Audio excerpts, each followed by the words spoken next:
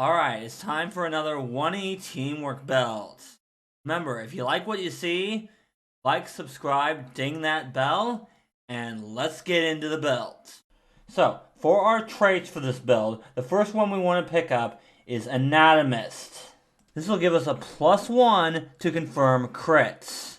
You'll understand why I'm taking this trait when we get to classes. Then we'll want to take Adopted, and the trait we want to take is Elven Weapon Familiarity. We want to start with Elven Leaf Blades, and then eventually move to Elven Thorn Blades in this build. Both of these weapons start with an 18 to 20 critical threat range. Both of these weapons also give a +2 to confirm crits. Again, you'll understand why when I get to classes. The race for this build is going to be a Skinwalker. More specifically, a Ragebred Skinwalker, otherwise known as a Wereborkin. This will give us 2 hoof attacks before we even pick our class.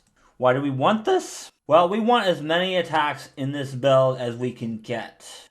Because the more attacks we have, the more crit chance we have. So how does this build help the party? Well, we're going to be using one of our feats to give our crits to an ally who can take much better advantage of them. Like, say, the next build I'm going to do on this channel. To the end, we're going to be taking 2 levels of Urban Barbarian and 18 levels of 2-weapon Warrior Fighter. Our most important stat for this build is going to be Dexterity. That's the reason why we're taking Urban Barbarian instead of regular Barbarian. With Controlled Rage, we can increase our Dexterity with our Rage instead of our Strength. Remember, we're going to be passing off our crits. That means our damage doesn't matter as much. Then our next important stat is going to be Con, so we can stay up. Then Wisdom for our Will saves. Charisma for our Intimidation. Then Intelligence, and our least important stat, Strength. Yes, we are building a Barbarian that doesn't care about Strength. We're taking 2-weapon Warrior Fighter because we're going to be 2-weapon fighting in this build. 2-weapon Warrior Fighter has a lot of really good abilities for 2-weapon fighting. At 3rd level, we'll get Defensive Flurry. This is simply a better version of 2-weapon defense. We get a +1 to AC as long as we are wielding 2 weapons. This increases by 1 for every 4 levels beyond 3rd. Then we'll get Twin Blades, which is essentially weapon training as long as we make a full attack with our 2 weapons. We don't really care about Double Strike, because by the time we get to 9th level Fighter, we'll have greater 2-weapon fighting. So we're always going to have more attacks than that ability will give us. But what we do care about is improved balance. This will allow us to treat a one-handed weapon in our offhand as a light weapon. This is when we'll want to switch over to Elven Thorn Blades. These have the same abilities as Elven Leaf Blades, but they do more damage. I know that I said that damage wasn't as important as other builds, but when we don't crit, 1d4 is just too little damage. 1d6 is much better. Then of course we'll pick up Equal Opportunity. So whenever we get an attack of opportunity, we can attack with both our weapons. Again, this build is all about getting as many attacks as possible, and that includes attacks of opportunity, because we can crit on attacks of opportunity too. Perfect Balance will reduce the penalties we take for 2-weapon fighting by an additional 1. So we'll go from -2, -2, -5, -10 to -1, -1, -4, -9. And the last thing we'll get from 2-weapon Warrior is Deft Double Strike, which doesn't matter as much for this build.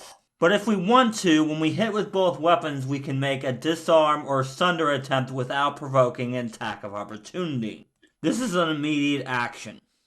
Alright, we're only going to need 1 rage power for this build, and that is Animal Fury. This will give us a bite attack at a -5 penalty. This bite attack deals 1d4 piercing damage.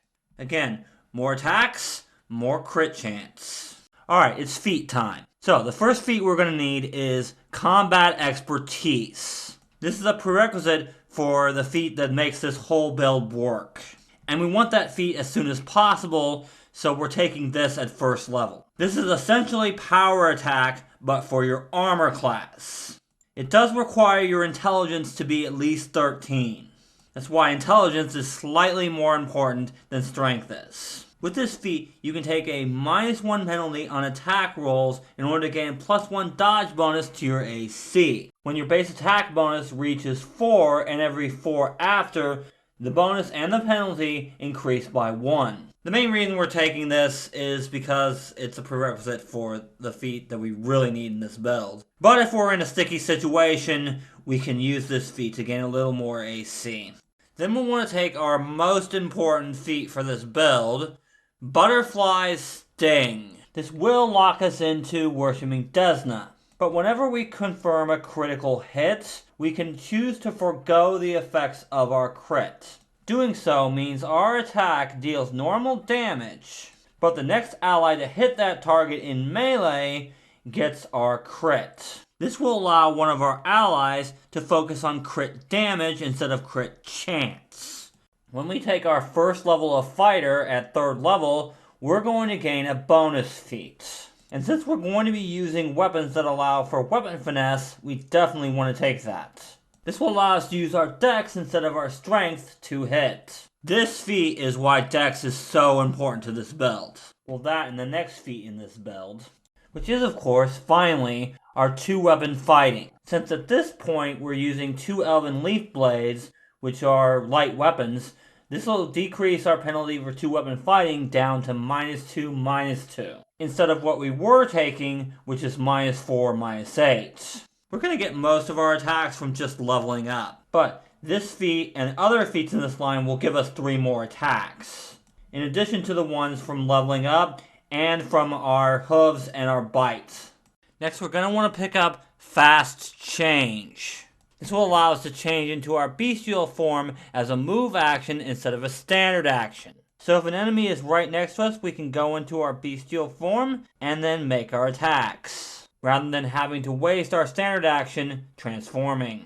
Once we get past that, we'll be able to take improved 2-weapon fighting. This will give us an extra attack at a -5 penalty. Of course, with the abilities of the 2-weapon warrior fighter, that's going to go down to -4. We want as many attacks as possible in this build, and this will give us 1 more. So if we make a full attack, we can make 6 attacks at this point. This will give us a pretty good chance to crit, which of course is what we want in this build.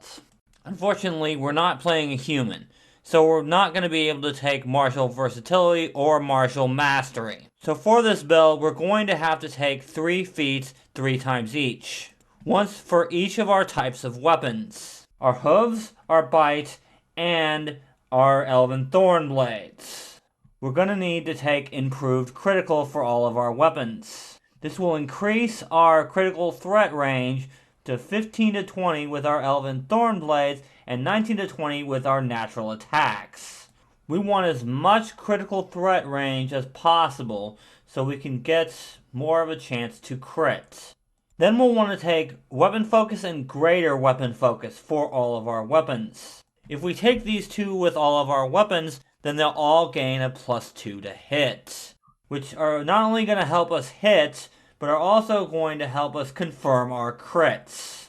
But we're not going to be using Elven Thorn Blades at first. We shouldn't take these feats for our Elven Thorn Blade until we get improved balance at level 13. You could take these feats for Elven Thorn Blade earlier, but only if you're willing to take more of a penalty to 2-weapon fighting. And of course, we're going to need critical focus. This will give us a +4 to confirm crits. This will stack with our Unanimous trait, as well as the +2 to confirm crits from our elven weapons. Remember, we need to confirm crits in order to pass them on, and this will give us a pretty good chance of doing that. Then we'll need greater 2-weapon fighting, which will give us another attack at a -10 penalty. Now we're up to 8 attacks per round if we make a full attack. We're not going to be adding any more feats that add attacks, but we're going to get 2 more attacks just by leveling up. That means at level 20, this build can do 10 attacks per round. On a full attack, of course. That means at level 20, we'll have 10 chances to crit whenever we can make a full attack. Pretty good, I'd say. Then of course we have quick draw, so we can draw our weapons right away instead of having to spend a move action to do so. And if we need to hide weapons, we can pull them out faster as well. Next is 2-weapon defense. This will give us a +1 shield bonus to our AC. And if we need to fight defensively, this will increase to +2. This will stack with defensive flurry from the 2-weapon warrior. So this will give us a little more defense. Granted, we're going to have a high AC because of our high dex. But why not get even more AC on top of that? And the last feat we're going to need for this build is combat reflexes. By the time we reach level 20, our dexterity is going to be somewhere around 30. If you include the magic items, which I'm going to go over in a second. That means 10 attacks of opportunity per round. Now we're probably never going to use that many, but remember, we can give out our crits on attacks of opportunity. Also remember that every time we get an attack of opportunity, we get 2 attacks. That means we technically have the potential for 30 attacks in a round. We have the potential for that, but I seriously doubt we're ever going to use that many. But we do want to hit as many enemies as we can, and the attack of opportunities will help with that. Now, for magic items, to start with, we want our dexterity to be as high as possible, since our attacks go off our dexterity. So we are, of course, going to need a belt of incredible dexterity. We're also going to need Ring of the Swift Beast. We can activate the ring as a standard action. When we do, we gain a +4 bonus to our dexterity, but a -2 penalty to our wisdom. Our will save is going to be low, so we're going to have to be careful about when we use this. But for us, a +4 to dex equals a +2 to hit, and a +2 to some other stuff as well. Pretty darn good. Then because we're going to have such high dex, we're probably eventually going to have to forego armor. That means we're going to have to use bracers of armor, which will give us even more AC. Then we have the Furious Weapon enchantment. Now, when we're raging, any weapon with this property increases its enhancement bonus by 2, which will give us more chance to hit and more chance to crit. And finally, this build is going to need some Boots of Speed.